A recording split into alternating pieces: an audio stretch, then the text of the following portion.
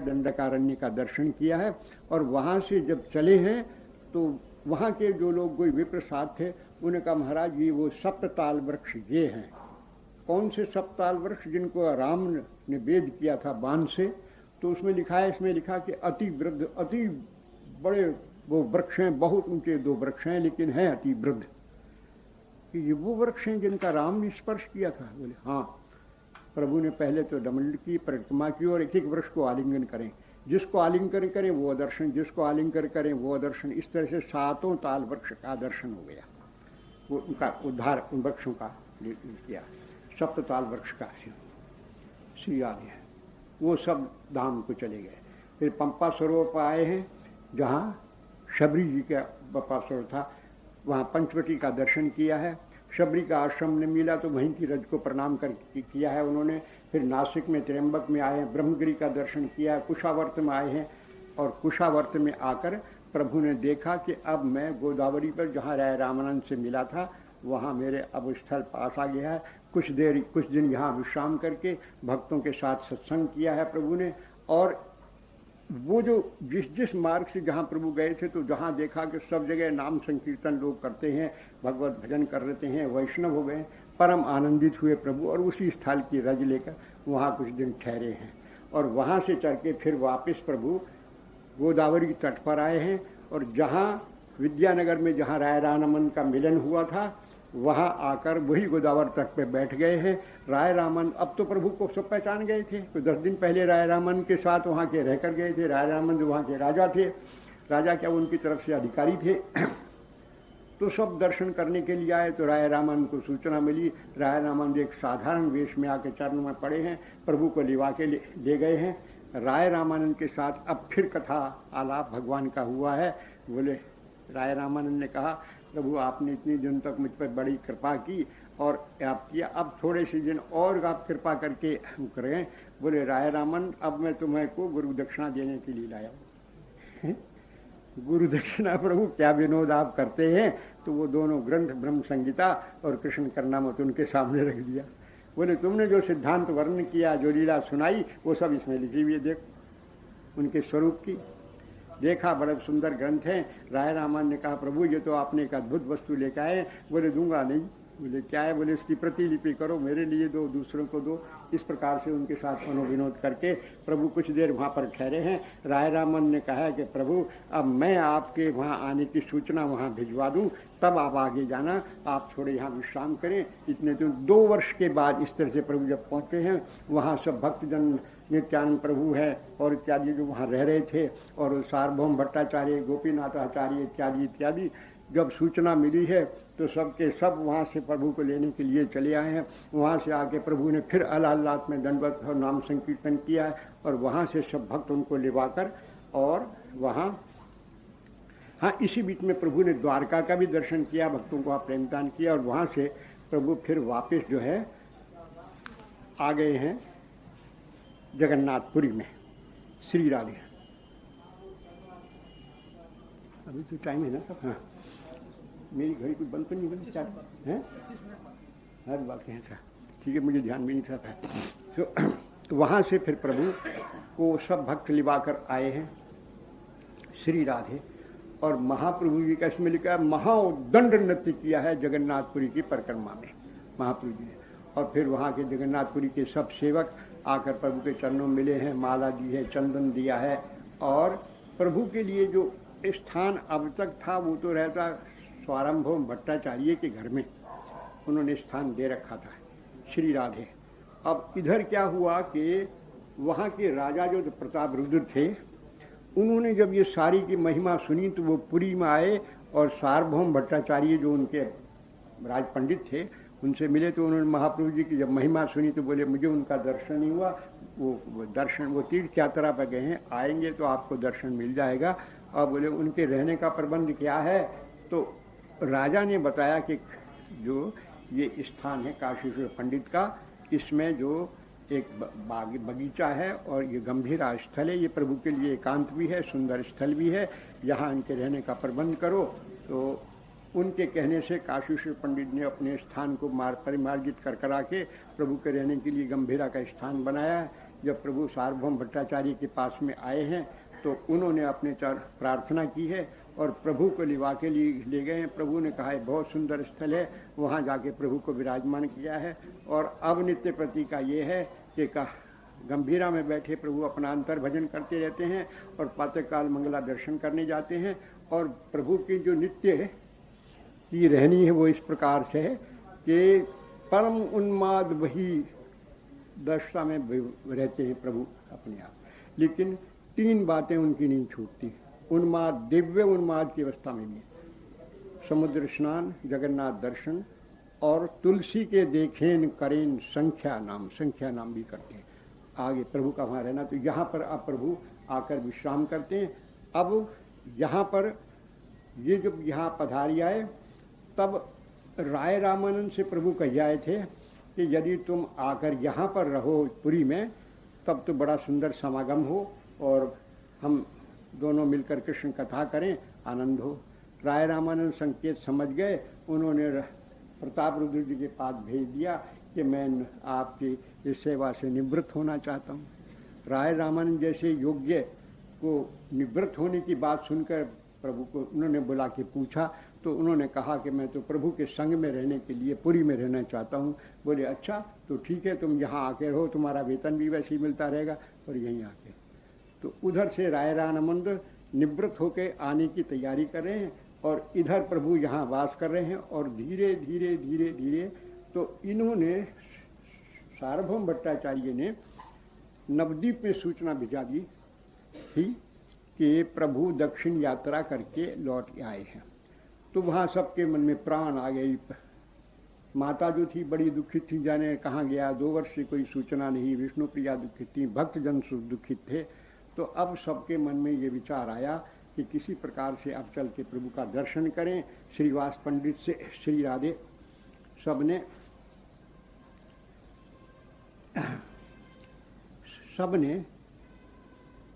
सलाह करी। तो अब ये निश्चित हुआ कि अब भगवान का रथ यात्रा उत्सव आने वाला है और उसमें अभी यानी 25 दिन या कितने दिन ये महीना शेष है, इसलिए सब वहाँ चलें। श्री राधे भक्तों में बड़ा उत्साह भजा। शिवानंद सेन सब इकट्ठे हुए, श्रीवास पंडित और आदि वहाँ के सब भक्त जो थे सब मिल गए। शिवानंद सेन जो थे उन्होंने सबके मार्ग में ले जाने का प्रबंध किया। श्री राधे इधर तो उड़िया का राज्य प्रभु के एक अधीन ही हो गया था। प्रताप रुद्र के राजा तो कोई आने जाने में कोई दिक्कत नहीं थी, गौड़ देश वाले सब जान ही गए थे श्री राधे। तो अब सबने ये उद्योग करके ये किया कि अब जो है रथ यात्रा पर वहाँ चलेंगे और प्रभु से मिलन होगा। श्री राधे शची माता ने अपने पुत्र के लिए, बेटा मैं कैसे वहाँ जा सकती हूँ। सबने देखा माँ को, इतने वृद्धा माँ को वहाँ ले जाना संभव नहीं है।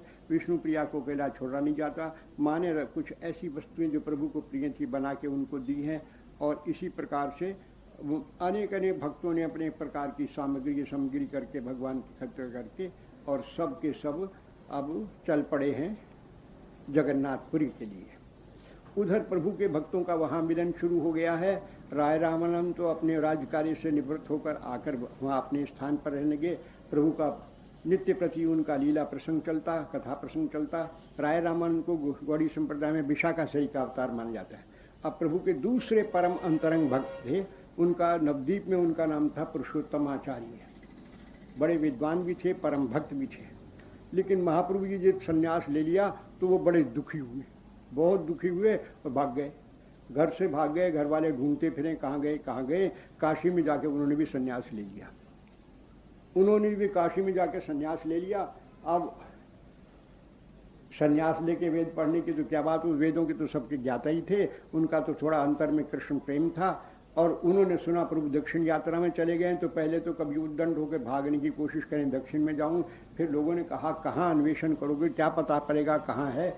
जब उन्होंने सुना काशी कि वो प्रभु ने दक्षिण यात्रा करके चले आए हैं तो स्वरूप दामोदर जो थे, इनका नाम फिर स्वरूप पड़ गया था। उसके संन्यास होने के बाद में स्वरूपानंद होगा, खाली स्वरूप रह गया। और वहाँ से वो चलते हुए आए प्रभु के दर्शन करने के लिए। जहाँ पर अंतर्यामी प्रभु बैठे हुए थे, एक भक्त ने आकर या गोविंद ने आकर सूचना की कि स्वरूप नाम के एक सन्यासी द्वार पर खड़े हैं। स्वरूप का नाम सुनते ही भागे प्रभु और अंतर हृदय से लगा लिया, बड़े प्रेम में। तो उनके निज परिकर थे, सीधे श्री राधे। स्वरूप नाम सुनकर प्रभु ने जाके तो हृदय से लगाया है, स्वरूप तुम आ गए, अब मुझे बड़ा सहारा हो गया। राय रामानंद और तुम्हारे साथ बैठकर कृष्ण कथा करूंगा, मेरा समय बड़ा भक्ति से बीतेगा। तुमने बड़ी मुझ पर कृपा की है।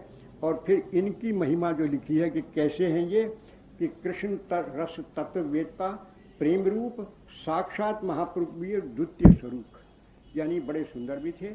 श्री कृष्ण तत्व के वेदता, रस तत्व के वेदता थे और महाप्रभु जी के द्वितीय स्वरूप ही माने जाते थे। ये स्वरूप दामोदर वहाँ पर आ गए। इस प्रकार से वहाँ भी गोष्ठी प्रभु के प्रेमी भक्तों की, जिनके द्वारा ये प्रेम भक्ति का दान प्रभु करना मिलन हो गया। और इधर से नवद्वीप के भक्तों का भी अब यहाँ से प्रारंभ हो गया कि अब यहाँ से सब चलेंगे। शुभ दिन विचार करके यहाँ से नवद्वीप से सब भक्तजन चले हैं, नाम संकीर्तन करते हुए, जय जयकार करते हुए सामग्री लेकर चले हैं। उधर वैसे भी वहाँ के राजा प्रतापरुद्र थे, वो रथ यात्रा से पूर्व वहाँ पहुँच जाया करते थे। प्रभु के दर्शन करने की उनको इच्छा थी। उन्होंने सार्वभौम भट्टाचार्य से कहा था कि मेरा किसी प्रकार से तुम उनका दर्शन करा दो। तो उन्होंने कहा कि वो बड़े नैष्ठिक सन्यासी हैं, वो राज दर्शन नहीं करेंगे, स्त्री दर्शन नहीं करते। एक दिन सार्वभौम भट्टाचार्य ने उनको समझाया कि प्रभु बड़ा भक्त बादशाह है। बोले कि तो ठीक है, भक्त तो भक्त है, ये तो सत्य है, लेकिन राज दर्शन सन्यासी के लिए मना है, स्त्री दर्शन सन्यासी के लिए मना है, मुझसे ये बात मत कहो। प्रभु की लीला, कुछ दिनों तक विलंब करना है। अब राय रामानंद जब आए तो भी उन्होंने इस बात का निवेदन किया राजा ने कि मुझे उनका दर्शन कराओ। श्री राधे स्वरूप दामोदर सार्वभौम भट्टाचार्य ने कह दिया कि वो दर्शन नहीं करेंगे। तो बोले अगर उनका ऐसा प्रण है तो मेरा प्रण है कि मैं दर्शन करूँ, नहीं हृदय छोड़ दूंगा। राय रामन ने जब आए तो उन्होंने कहा ऐसा मत करो, प्रभु की कोई न कोई होगी, कृपा होगी, थोड़े दिन विलंब करो। उनको समझाया है। इस प्रकार से ये वार्तालाप चलता रहा। जब राय रामानंद ने बहुत कुछ समझाया, इतने हैं, तो राय रामानंद ने बताया कि प्रभु यही वही तो राजा हैं कि जिनको मैंने केवल आपके चरणों में रहने की आज्ञा मांगी तो उन्होंने मुझे मेरा वेतन भी रख दिया, वैसे कि वैसी पदवी भी वैसी की वैसी रख दी और यहाँ रहने की दे दी। परम भक्त हैं, मेरा बड़ा आदर करते हैं। तो प्रभु ने कहा अच्छा, भक्त का इतना आदर वो करता है, तब तो श्री कृष्ण उस पर अवश्य कृपा करेंगे। इतना कहा, ये नहीं कि मैं दर्शन दे दूंगा, ये नहीं कहा। और भक्त की महिमा के गा दिए कि भगवान ने तो ये कहा मत पूजा वैदिका, मेरे भक्त की पूजा मेरे से अधिक है और भक्त की जो पूजा करता है वो कृपा प्राप्त करता है, श्री कृष्ण कृपा करेंगे। राय रामानंद को भरोसा हुआ कि किसी न किसी प्रकार से प्रभु का इनको दर्शन प्राप्त होगा। यही करते करते वो समय आ गया कि अब ये मंडली जो जहाँ से चली थी श्री राधे, नवद्वीप से जो मंडली चली थी, इसमें और लोग मिलते हुए सब कीर्तन करते हुए 25 दिन बाद ये वहाँ जगन्नाथपुरी पहुँचे।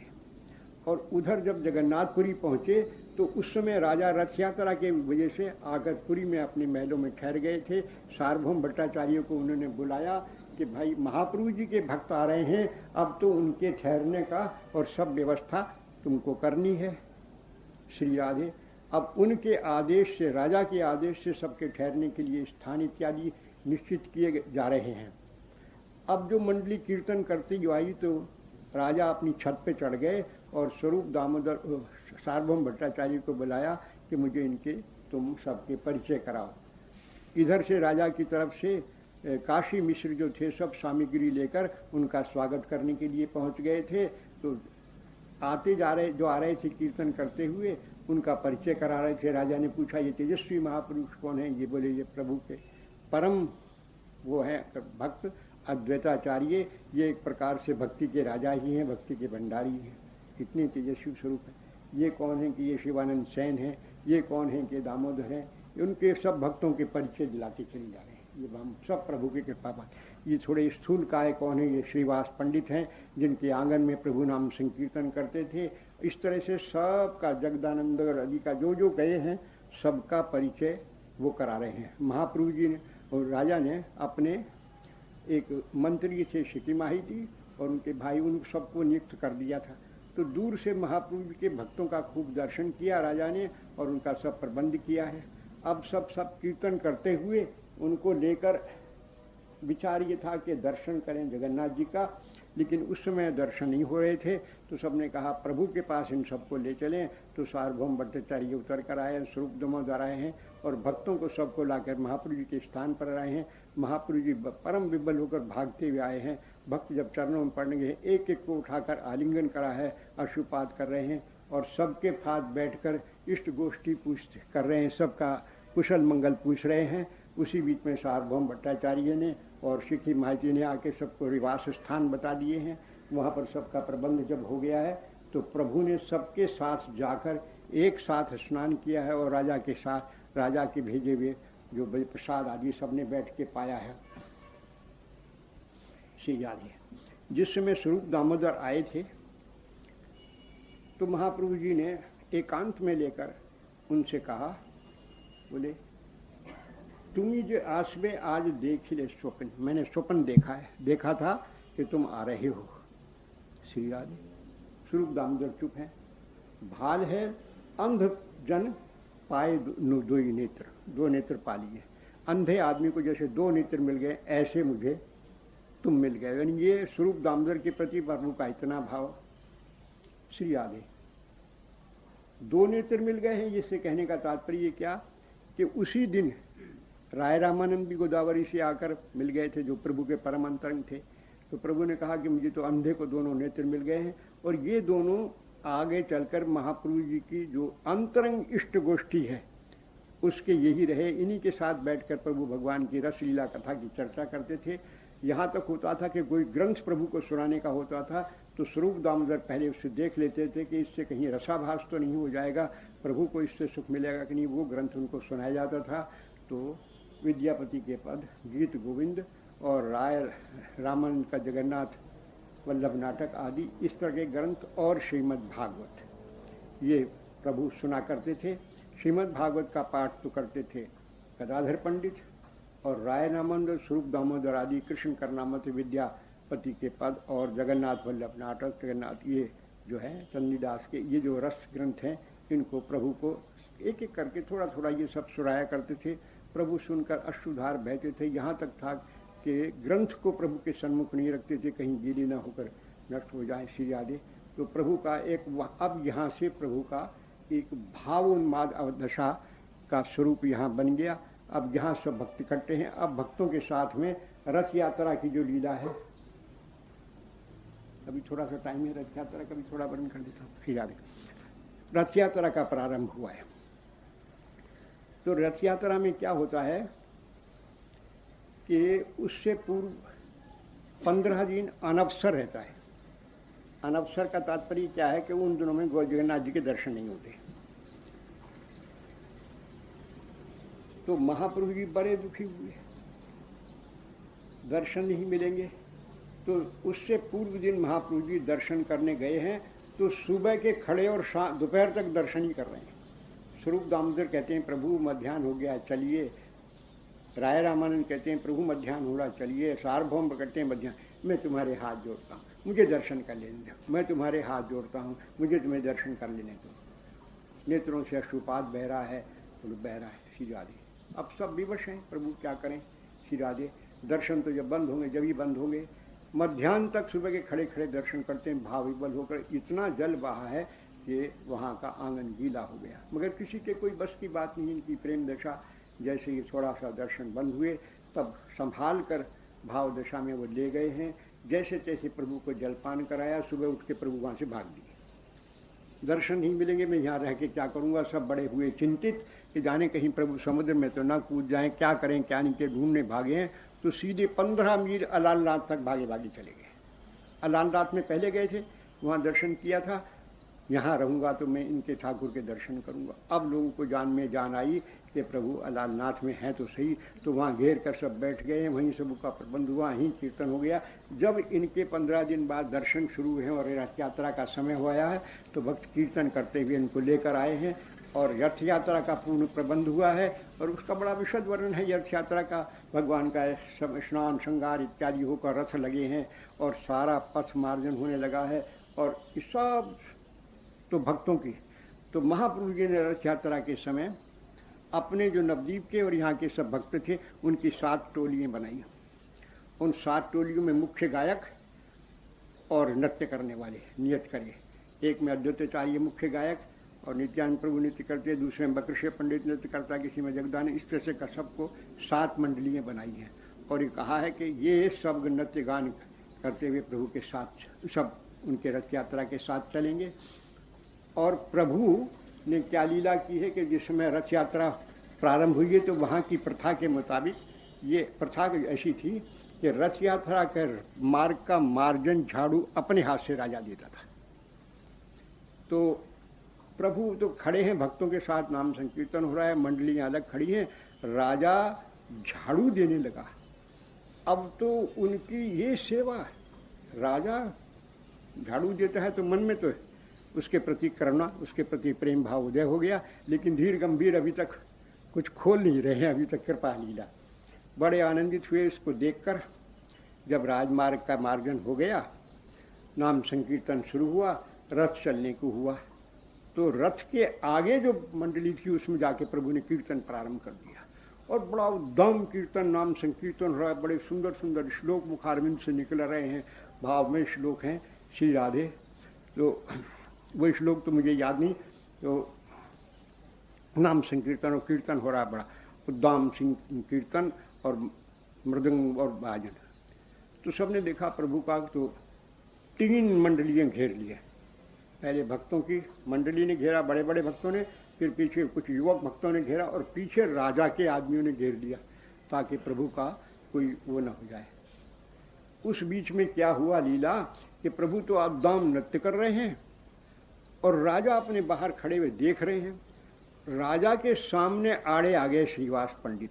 इनका शरीर तो स्थूल था, तो राजा को देखने में दिक्कत हो तो कभी तो इधर को हटें, कभी इधर को, दर्शन करने के लिए हटें। उनके एक मंत्री थे, उनका नाम दिया है इसमें।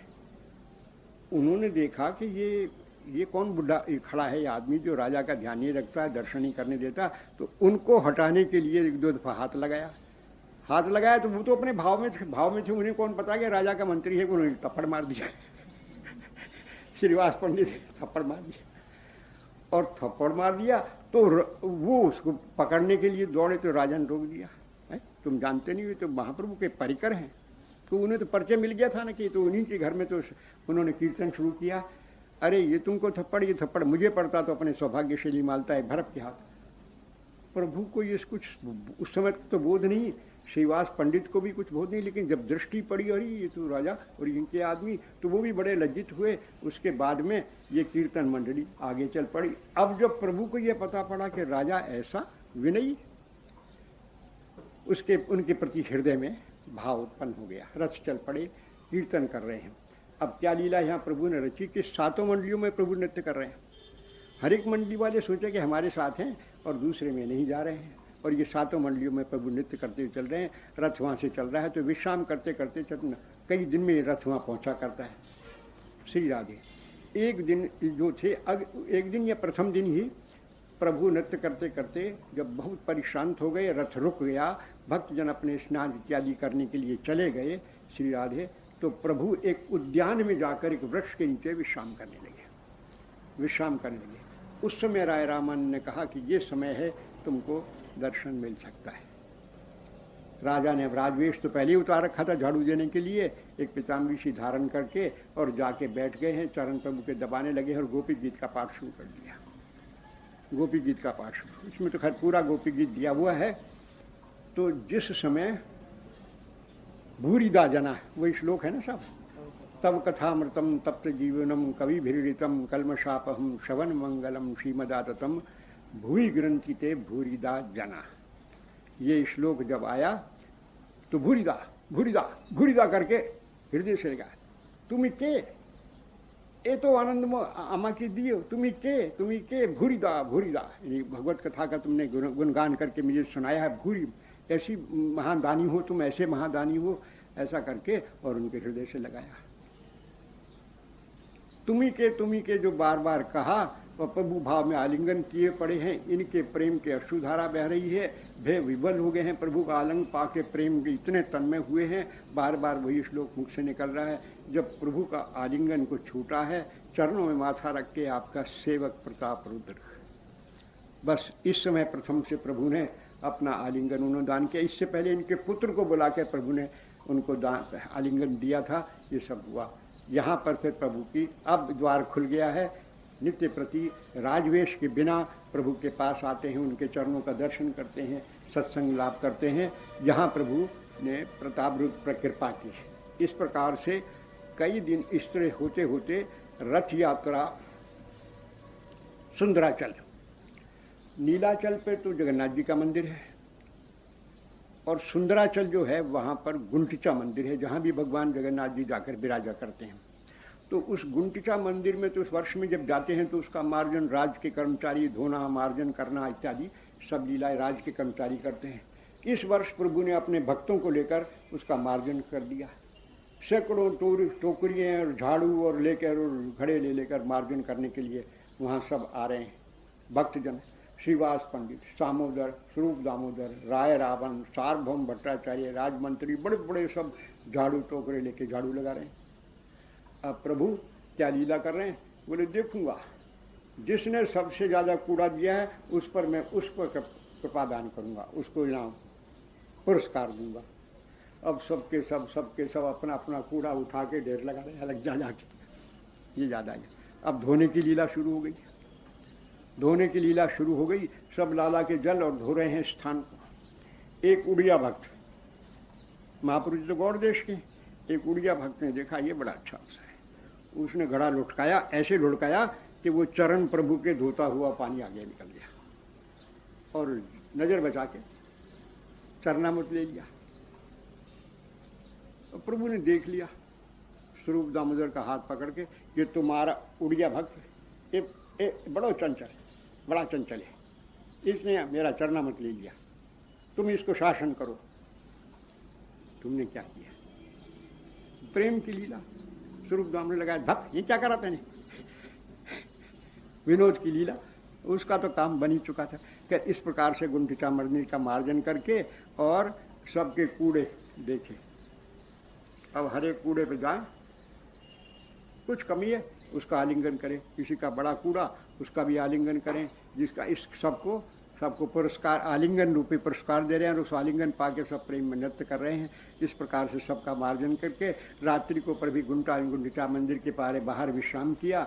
और रथ अब जब आएगा तो रथ के समय, जब अगले दिन रथ का आगमन वहाँ पर हो गया है, तो प्रभु अपने भक्तों को लेकर भक्तों के साथ उद्दाम नाम संकीर्तन करते हुए भगवान जगन्नाथ स्वामी नयन पथगामी भवतु में ये स्तोत्र जो प्रभु गान करते हैं, आरती होती है और ठाकुर जी को वहाँ ले जाकर जो 3 शिला की गोल चौकी है उन पर उनका विराजमान किया गया और विराजमान करा के वहाँ भोग आरती हुई और प्रभु को वहीं सब प्रसाद वितरण किया।